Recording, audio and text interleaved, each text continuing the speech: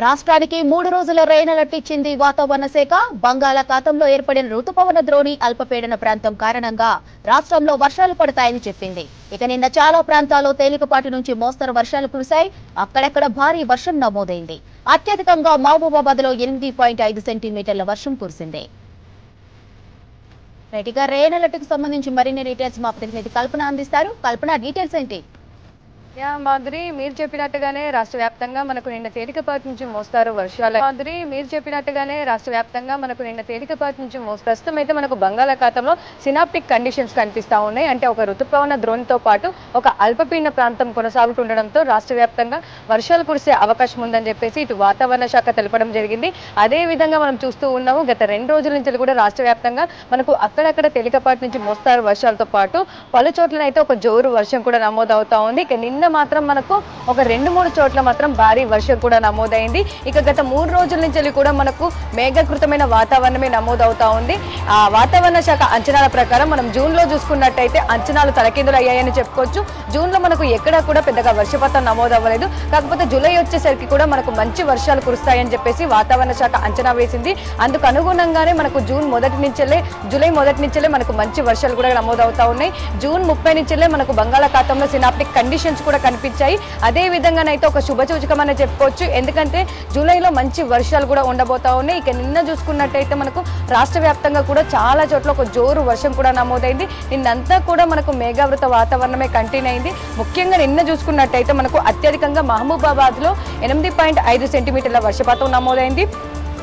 దాంతోపాటు ఇటు భద్రాద్రి కొత్తగూడెం చూసుకున్నట్టయితే 7.2 సెంటీమీటర్ల వర్షపాతం, వరంగల్లో 6.3, ఖమ్మంలో 6.2, ఇటు కామారెడ్డి, రంగారెడ్డి, ములుగు, హన్మకొండ, యాదాద్రి భువనగిరిలో దాదాపు మనకు 5 సెంటీమీటర్ల వర్షపాతం నమోదైంది. ఇక నల్గొండ కావచ్చు, జగిత్యాల, వికారాబాద్, రాజన్న సిరిసిల్ల ఈ జిల్లాల్లో చూసుకున్నట్టయితే మనకు 4 సెంటీమీటర్ల వర్షపాతం నమోదైంది.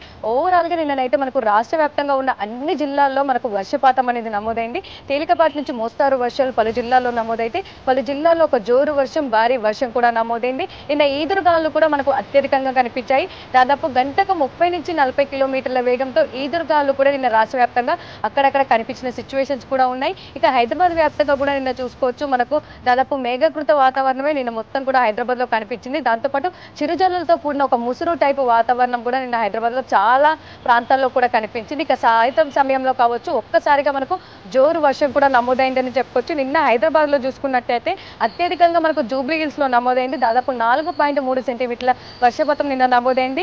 ఇటు ఖైరతాబాద్ లో 4 సెంటీమీటర్లు, మల్కపేట్ కావచ్చు, దాంతోపాటు గోష్మావాల్, హయత్ నగర్ లో 3.7 సెంటీమీటర్ల వర్షపాతం నమోదైంది. ముషిరాబాద్ కావచ్చు, చందానగర్, దాంతోపాటు సికింద్రాబాద్, సరూర్ నగర్, షేర్లింగపల్లి, యూసఫ్గూడ, అంబర్పేట, పటాన్ చెరువు, రాజేంద్ర నగర్ ఇట్లా దాదాపు సిటీలో చాలా ప్రాంతాల్లో కూడా మనకు 3 నుంచి 4 సెంటీమీటర్ల వర్షపాతం కూడా నమోదైంది.